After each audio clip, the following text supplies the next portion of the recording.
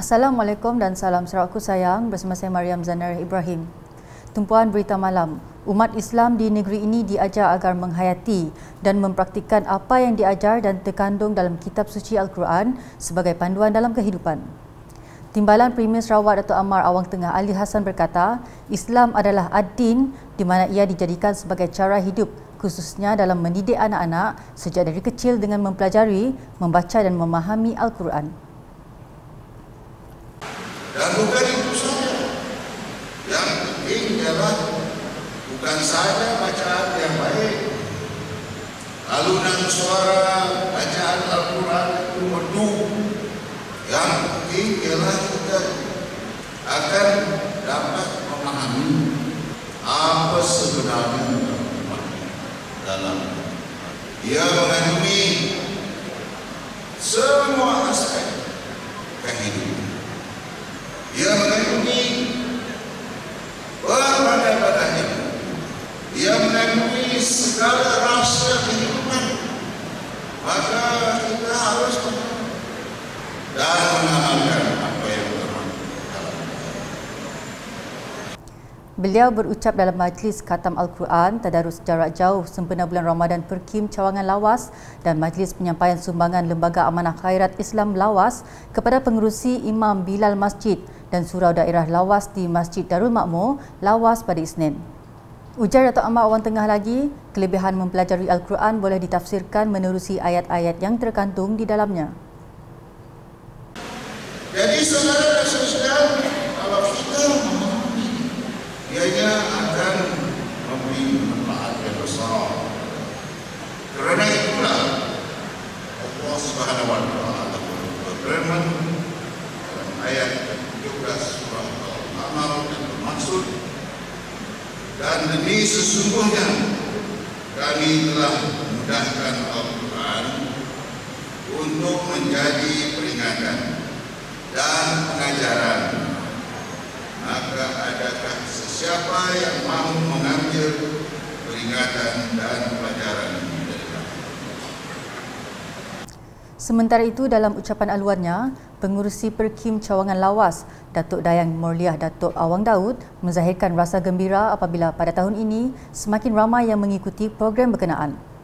Justru Perkim Cawangan Lawas katanya mahu menggalakkan penduduk di daerah itu untuk mengikuti program seperti itu setiap tahun. Dalam masa sama, beliau berharap jabatan dan agensi lain dapat mengangkat Perkim Cawangan Lawas sebagai rakan mereka dalam membangunkan pembangunan lawas serta pembangunan ummah. Laporan seterusnya, para pengguna jalan raya di negeri ini dinasihatkan agar memandu dengan berhemah dan mematuhi peraturan lalu lintas sepanjang musim perayaan Hari Raya Aidilfitri kelak. Menteri Pengangkutan Sarawak, Datuk Seri Lee Kim Shin berkata, isu nahas jalan raya terutamanya melibatkan musim perayaan, bukan perkara yang baru dan ia perlu dielakkan. Sehubungan itu, katanya, Kementerian Pengangkutan Malaysia dan Kementerian Pengangkutan Sarawak melalui Jabatan Pengangkutan Jalan JPJ telah melancarkan kempen keselamatan jalan raya dan OPS bersepadu sempena Hari Raya Aidilfitri. Dari hakikat ini, Kementerian Pengangkutan Malaysia dan juga Kementerian Pengangkutan Sarawak melalui Pengangkutan Jalan telah melancarkan kempen keselamatan jalan raya dan OPS bersepadu sempena perayaan Hari Raya Aidilfitri. Mengekalkan tema yang sama iaitu Pandu Cermat Sampai Selamat, kempen dan OPS bersepadu yang telah diumumkan oleh Yang Berhormat Datuk Seri Dr. Wee Ka Siong, Menteri Pengangkutan Malaysia pada 18 April 2022 akan dilaksanakan di sepanjang tempoh perayaan Hari Aidilfitri ini, iaitu mulai 29 April hingga 8 Mei 2022.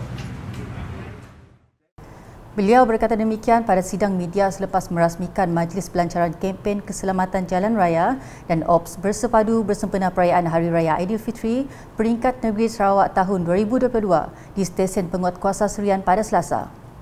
Datuk Sri Lee menambah, antara langkah-langkah yang akan dijalankan menerusi kempen dan ops ini adalah pemeriksaan depo dan terminal bas termasuk perintah larangan pemanduan kenderaan barangan. Jelasnya, operasi ini juga akan memfokuskan kepada 7 kesalahan lalu lintas utama iaitu seperti yang tertera.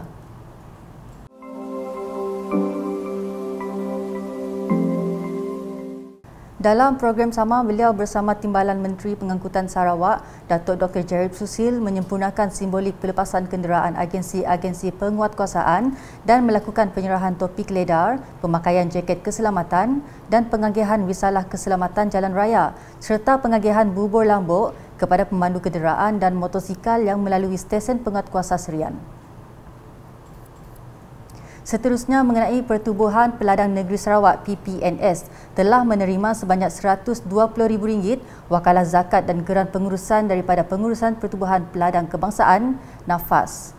Menurut Timbalan Menteri Pemodenan Pertanian dan Pembangunan Wilayah, Datuk Dr. Abdul Rahman Ismail, PPNS akan terus bekerjasama dengan NAFAS dalam pengurusan hal ehwal penternak, peladang dan petani bagi memastikan pengeluaran makanan yang berterusan. Beliau yang juga pengerusi PPNS bercadang untuk meluaskan lagi usaha penternakan ikan air tawar seperti tilapia. Dan kita di PPN Sarawak juga mempunyai rancangan jangka masa panjang 5 tahun. Jangka masa 5 tahun insyaAllah kita nak meningkatkan pendapatan PPN Sarawak. Sekarang cuma cukup-cukupkan kita nak melibatkan diri dalam industri terutamanya penternakan ikan air tawar di tasik-tasik yang ada di Sarawak, seperti di mata air, mungkin di baku, yaitu penternakan ikan tilapia, yang mana sebenarnya sambutan orang ramai terhadap ikan ini sangat baik. Dan juga projek-projek yang lain supaya pendapatan kita bertambah dari tahun ke tahun. Beliau berkata demikian semasa berucap dalam majlis penyampaian sumbangan wakalah zakat dan geran pengurusan NAFAS di Kuching pada Selasa. Turut menerima sumbangan tersebut ialah Pertubuhan Peladang Kawasan PPK yang merangkumi Zon Utara, Zon Tengah dan Zon Selatan sebanyak RM308,000 menjadikan jumlah keseluruhannya sebanyak RM428,000. Turut hadir pengerusi Jemaah Pengarah Pertubuhan Peladang Kebangsaan (NAFAS) Datuk Zabri Yaakob, Ahli Dewan Undangan Negeri Telang Usan Dennis Ngau, Ahli Dewan Undangan Negeri Tanjung Datu Azizul Anwar Adnan dan Setiausaha Tetap Kementerian Pemodenan Pertanian dan Pembangunan Wilayah Sarawak Datuk Edwin Abid. Beralih dengan laporan di Sibu. Kepentingan dalam menjaga kebersihan sungai perlu dititik beratkan supaya pembiakan hasil sungai seperti ikan, udang dan sebagainya terjamin untuk keperluan rakyat tempatan. Sehubungan itu, Lembaga Sungai-Sungai Sarawak telah menganjurkan program kesedaran keselamatan dan kebersihan sungai bertempat di Rumah Salim Unang, Sungai Rasau Sibu pada Sabtu. Program tersebut disempurnakan oleh Timbalan Menteri Pengangkutan 2 Sarawak merangkap Adun Tasik Biru, Datuk Henry Jinet. Pada program berkenaan, isu yang diketengahkan ialah ketiadaan pengangkutan air yang beroperasi di kawasan Sungai Rasau untuk membawa penumpang ke Bandar Sibu ketika ini susulan pandemik COVID-19. Justeru Datuk Henry menyarankan agar kerajaan menyediakan satu kaedah yang lebih baik untuk mereka berhubung dengan kawasan rumah panjang yang lain dan ke Bandar Sibu. Ujarnya, kaedah yang dicadangkan seperti kemudahan bas tambang RM1 kerana kos perjalanan untuk ke bandar amat tinggi di mana penduduk perlu membayar RM60 untuk satu perjalanan dan ianya amat membebankan. Menyentuh mengenai isu jalan raya pula, beliau berharap pihak kerajaan negeri akan mengutamakan jalan yang menghubungkan bandar ke kawasan rumah panjang. Dalam program sama, Datuk Henry Jinet telah mengumumkan pemberian peruntukan sebanyak RM15,000 kepada rumah panjang tersebut dan RM10,000 kepada Sekolah Kebangsaan Rasau. Selain itu, jaket keselamatan juga turut diberikan kepada 9 orang tuai rumah di Sungai Rasau. Keperkembangan di Matu. Pelaksanaan beberapa projek termasuk projek transformasi luar bandar RTP di sekitar Matu bakal membawa impak positif kepada ekonomi masyarakat di daerah itu. Menurut Ahli Dewan Undangan Negeri Jemoreng Datuk Mursyid Diraja Dr. Juanda Jaya, projek-projek seperti pembinaan dataran baru di Kampung Jemoreng, padang futsal serta Dewan Berbumbung di SK Sok akan memberi kemudahan kepada rakyat di situ. Selain itu, katanya pembinaan Astaka dan Mercu Tanda Pekan Matu juga bakal menarik pengunjung luar untuk datang serta mendaih daya tarikan baru di Matu nanti. Beliau berkata demikian semasa mengadakan lawatan ke beberapa projek siap, sedang dan akan dilaksanakan di sekitar Matu pada Selasa. Projek-projek yang dilawati beliau adalah seperti yang tertera.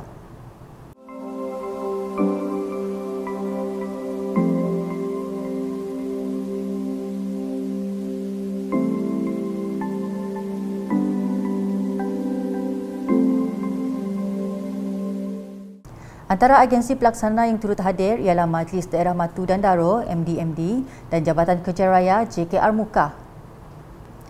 Pada sebelah petang, Datuk Dr. Juanda yang juga Timbalan Menteri di Jabatan Premier Sarawak, Integriti dan Ombudsman telah menyempurnakan program Jalinan Kasih Ramadan bertempat di Kampung Sekaan Besar Matu, Kampung Tian Matu dan Kampung Bawang Matu. Aktiviti dilaksanakan dalam program tersebut adalah agihan bubur lambuk, bubur pedas dan juadah berbuka puasa yang disediakan oleh Jawatankuasa Kemajuan dan Keselamatan Kampung JKKK kampung masing-masing. Menurut Datuk Dr. Juanda, program tersebut dapat mengeratkan hubungan silaturahim antara JKKK di samping menghidupkan semangat gotong royong ketika menyediakan juadah itu selain menjadi landasan untuk menyantuni masyarakat ketika bulan Ramadan. Beliau kemudiannya merasmikan program sentuhan kasih Hari Raya Aidilfitri 2022 Anjuran Petronas Sarawak dengan kerjasama Pejabat Daerah Matu dan Masjid Daerah Matu bertempat di Masjid Daerah Matu. Dalam ucapannya, beliau mengucapkan terima kasih kepada pihak Petronas kerana memilih Matu sebagai lokasi untuk melaksanakan program itu kali ini. Beliau malah merakamkan penghargaan kepada Petronas atas tajaan 8 buah tadika bernilai lebih RM1 juta di kawasan Jemoreng yang kini telah digunakan oleh masyarakat di situ. Terdahulu, Pengurus Besar Petronas Sarawak Zulaihi Muhammad Mantali dalam ucapannya berkata Yayasan Petronas telah memperuntukkan sumbangan berupa makanan asas untuk 300 keluarga terpilih dari golongan asnaf di daerah Matu. Katanya program tahunan bermula sejak 2005 itu bertujuan meringankan beban keluarga yang kurang berkemampuan di seluruh Malaysia. Manakala di Sarike, sebanyak 6 kawasan rukun tetangga KRT di Sarike bekerjasama bagi menjayakan program Semarak Perpaduan Anjuran Jabatan Perpaduan Bahagian Sarike dengan kerjasama Balai Bomba dan Penyelamat Sarike di Dewan Perpaduan Pejabat Perpaduan Bahagian Sarike baru-baru ini. Program tersebut dijalankan serentak di seluruh negeri di mana sebanyak 5,000 periuk dan 300,000 paket bubur lambuk akan diagihkan ke pelbagai agensi seperti Balai Polis, Bomba, hospital dan selebihnya diagihkan di kawasan KRT masing-masing. Perasmian program tersebut telah disempurnakan oleh Ahli Parlimen Tanjung Manis, Insinyur Yusof Abdul Wahab. Menurut beliau, program seperti itu sungguh penting kerana ia akan menyemarakkan lagi semangat perpaduan di kalangan komuniti. Justru beliau mengucapkan tahniah dan terima kasih kepada pihak penganjur kerana telah berjaya melaksanakan program yang cukup bermakna itu. Seterusnya, Ahli Dewan Undangan Negeri 1 Datuk Ibrahim Baki mengesyorkan agar pertandingan bertuntung dimasukkan dalam kalender tahunan pelancongan di Sarawak. Menurutnya, tradisi bertuntung yang cukup sinonim dengan masyarakat Sarawak setiap kali menjelang sambutan Hari Raya mampu dijadikan satu lagi produk pelancongan untuk menarik kedatangan pelancong ke Sarawak. Pada masa sama, katanya, aktiviti tersebut dapat menjadi platform untuk mengekalkan tradisi warisan yang dipraktikkan masyarakat Sarawak sebelum zaman penjajahan lagi. Jadi kita mengharaplah kalau dapat aktiviti ini tahun kedua dapat dilaksanakan, jalankan setiap tahun dan kalau boleh kita menganjurkan agar mengusulkan agar pihak pelancongan mengadakan dalam kalender kan aktiviti yearly aktiviti supaya pelancong-pelancong dalam nangga natuknya ngebook date lah this particular Syawal Ramadan time sidanya datang. Jadi satu produk pelancongan juga. Jadi banyaknya punya benefit benefit for the people, untuk orang penduduk di kawasan itu dan kita mengekalkan tradisi budaya kita dan juga untuk menarikkan pelancongan. Beliau berkata demikian kepada wartawan semasa melancarkan pertandingan bertuntung online 1 kedua 2022 bertempat di Kampung Nombor 5 pada Selasa. Dalam hal ini, beliau memuji inisiatif pihak kami asal orang Satok, KAOS, All Kuching Smart Heritage, OKSHI, Dewan Bandaraya Kuching Utara, DBKU dan Persatuan Koordinasi Pelancongan Satok kerana kerjasama menganjurkan edisi kedua pertandingan tersebut. Tambah beliau, selain mengetengahkan budaya Sarawak kepada pengunjung luar, penganjuran program itu juga berperanan mengeratkan hubungan antara agensi kerajaan dan masyarakat di kawasan Satok. Pertandingan tersebut telah bermula sejak 23 April hingga 10 Mei depan dan hanya terbuka kepada penduduk kampung berada dalam Dun N8 Satok dan mereka yang di luar Dun Satok tetapi berasal dari Dun Satok. Edisi kali ini mempertandingkan 3 kategori utama iaitu individu, rumah warisan lama dan rumah warisan moden, kampung dan keluarga iaitu foto keluargaku Raya Sedondon dan kuih raya atau palak meja. Sekian edisi malam bersama saya Mariam Zanari Ibrahim. Berita lebih lanjut boleh didapati di semua platform media sosial UKAS termasuk portal ukas.sarawak.gov.my dan UKAS channel di YouTube. Terus patuhi SOP, anda masih berisiko terkena jangkitan COVID-19 walaupun sudah divaksinasi. Salam Ramadan dan salam UKAS.